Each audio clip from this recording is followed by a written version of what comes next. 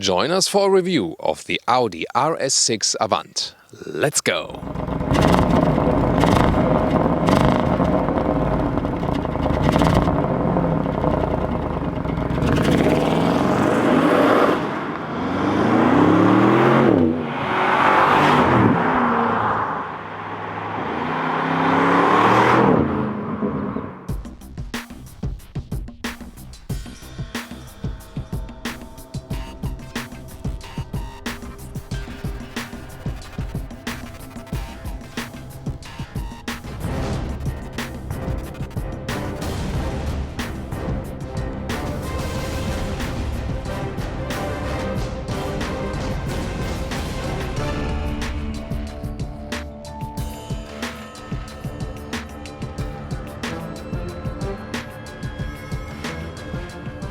Here in the front we can see a menacing style. The RS6 here gets the dark front grille, high gloss black and with a honeycomb structure, also stronger lower bumper and the air intakes right here.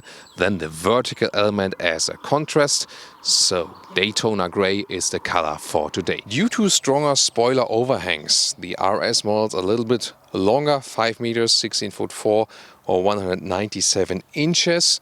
You can all see the very strong spoilers here, both front and rear. The wheels come with 21-inch as standard for the RS6 and optional, you can see them here, 22-inch. And another option are these ceramic brakes.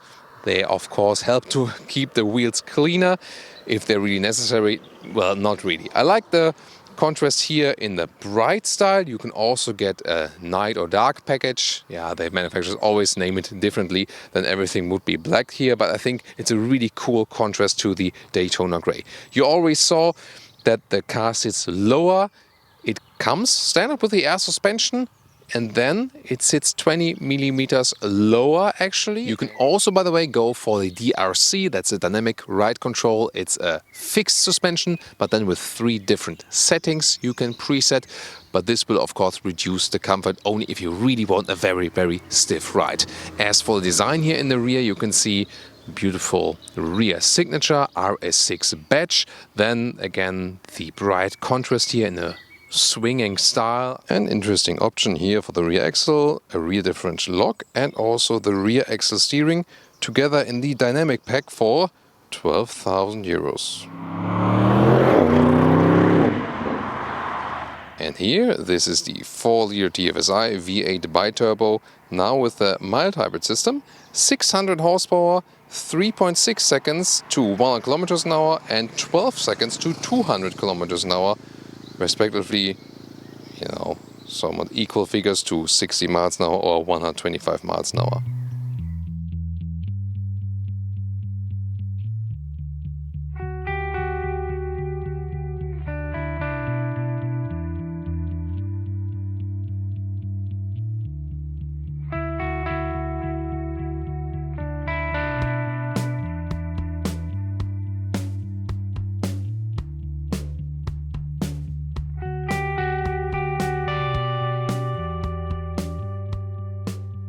Let's check out the interior together. You can see here a beautiful job at the inside of the doors with these sporty inserts and also galvanized buttons everywhere for the window levers and so on.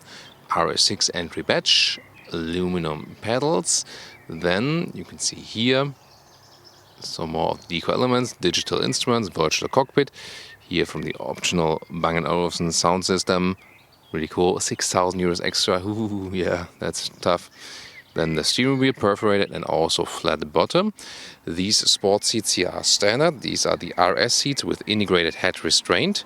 The one with separated head restraint that are available for the normal A6 would be a little bit more comfortable. However, here they want to go for the more striking visual solution.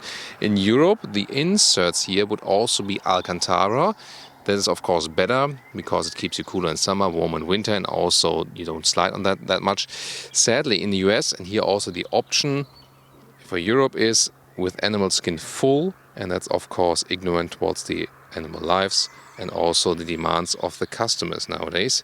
Well, but Audi really lags behind as for this. And now let's get inside. Indeed, you realize that it sits lower than the usual A6, But still, you know, from the seat form, you find a decent position here.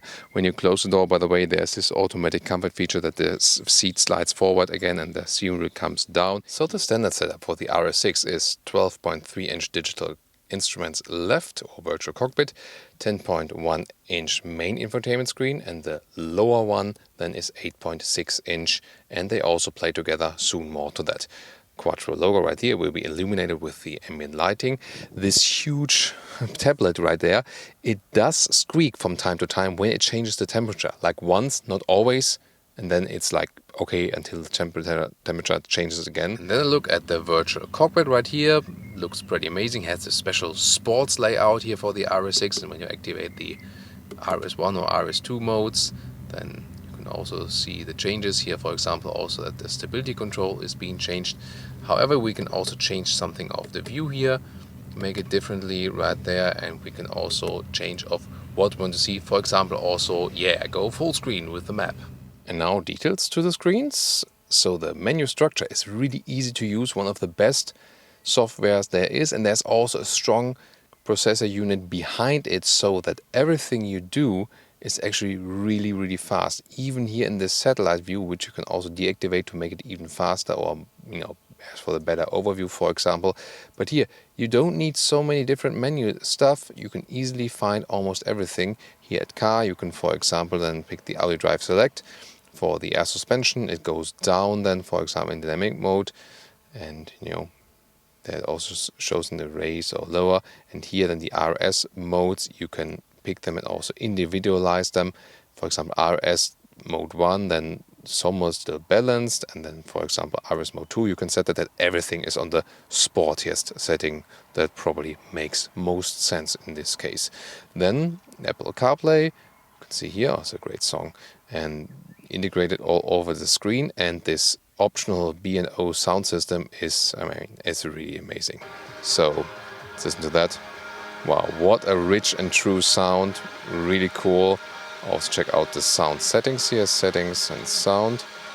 Here, and my tip is surround level, max it all out, yeah. And then there's also this lower screen here for the climate control. You swipe here, for example, for the temperature. You get used to it a little bit. Here we go with the rear. By the way, at the doors here you have these manual shades available, and then also soft touch here at the inside of the doors. Nice decor element. It's a matte decor, by the way. Pretty cool. Legroom here, plenty of space available, no problem, definitely. Also with these gaps here, the recess at the back part of the seat. And yeah, I mean, decent seating position here. Headroom is also plentiful, no problem as for that. So this trunk area, 565 up to 1,680 liters. You can see here how it works with the luggage. Of course, also in a vertical way, no problem. Then this lower part here, just some small storage underneath.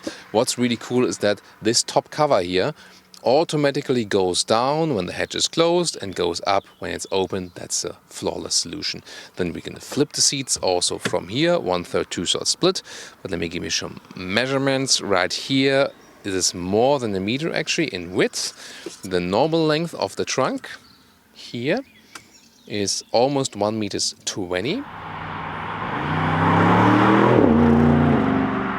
Welcome to Thomas's active driving lounge with the Audi RS6, and we'll go directly to the German Autobahn, yes, and we'll put it to the RS mode. I also put the RS2 mode, so the sportiest setting that's available. It's dry road, that's why I can do that, otherwise you shouldn't actually, and we'll start at about 40 kilometers an hour, and let's go.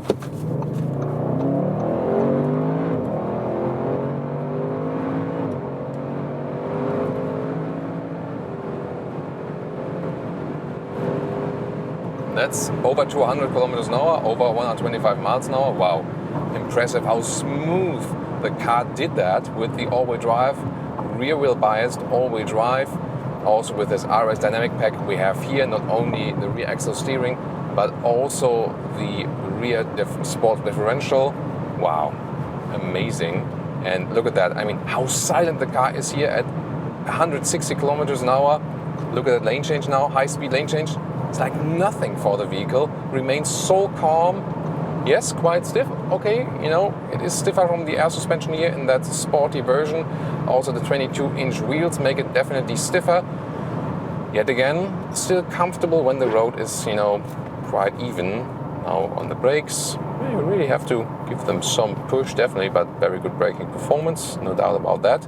Wow, really cool. And I mean, how agile this car is. It's a really, you know, it's a full-size vehicle, and the steering input here is so precise. There's no dead zone area.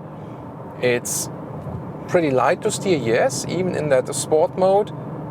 A little bit stiffer, a little bit more resistance in the sporty modes. You can also individualize that.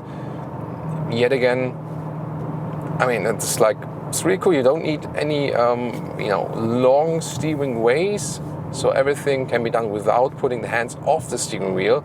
And that's of course also, you know, safety relevant, definitely. So what about here in the tunnel? Let's lower the window.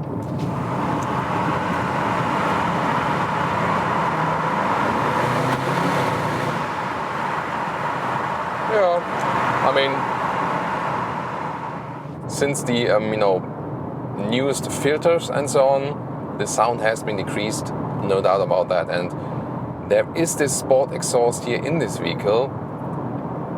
It's, you know, you always get a sports exhaust, yeah, but then the optional sport exhaust is also equipped with this car, and it's really not too loud. Let's go to the RS mode once again.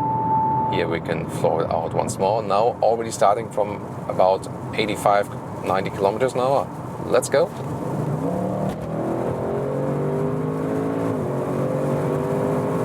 Wow, that's 160 kilometers an hour. Interesting. Now I'll turn off the RS mode just for safety precautions. Because the rain has picked up here once more. But even though it's raining, it's remaining perfectly silent in here, and about 160 kilometers an hour. Wow. This car is sticking to the ground, definitely. The air suspension in the auto mode is more comfortable than it would be in the RS or dynamic mode, so it varies a little bit. Here at higher speeds it's already going lower, 10 millimeters lower even than it usually would be. Lane change here, so easily done. Yeah, this is definitely one of the motorway cars overall. Pretty cool. And again, when I'm doing like a high-speed lane change, how safe the car feels.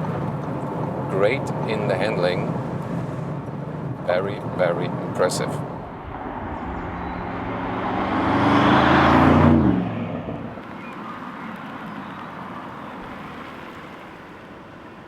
And now to the conclusion for today with the new Audi RS6 Avant. Well, we promised to you that we can review both the US available versions, the RS6 Avant and the A6 Allroad. We did that, so you can also check out the A6 Allroad review. We will link it in the video description and also in the pinned comment. Again, these two versions here of the Avant A6 are available also for the Northern American market. Of course, a very aggressive styling, but yet I think it's still, you know, elegant, so it really works, looks quite cool. One of the most striking estate cars out there, I think. What's your take on that? The interior with a high build quality, that's really awesome. I think for a touchscreen it's also quite well to use still. However, in the high trims, or especially also on the US market, the animal skin alternatives are missing. And especially in a sporty vehicle, we need fabric in Alcantara to make it a sportier and of course also more sustainable. The space you have inside, of course you have enough of that, can use it as a primary vehicle. And driving wise, wow, I mean, it's so agile, although it's a huge vehicle, especially when you pick that rear axle suspension, that makes it so much more agile. With the 22-inch wheels, it gets bumpy from time to time, yes. Still, there is some kind of a compromise between sportiness and comfort, even better than with the 21-inch wheels. And you should also stick with the air suspension and not go for the optional DRC, which makes it even stiffer or rougher.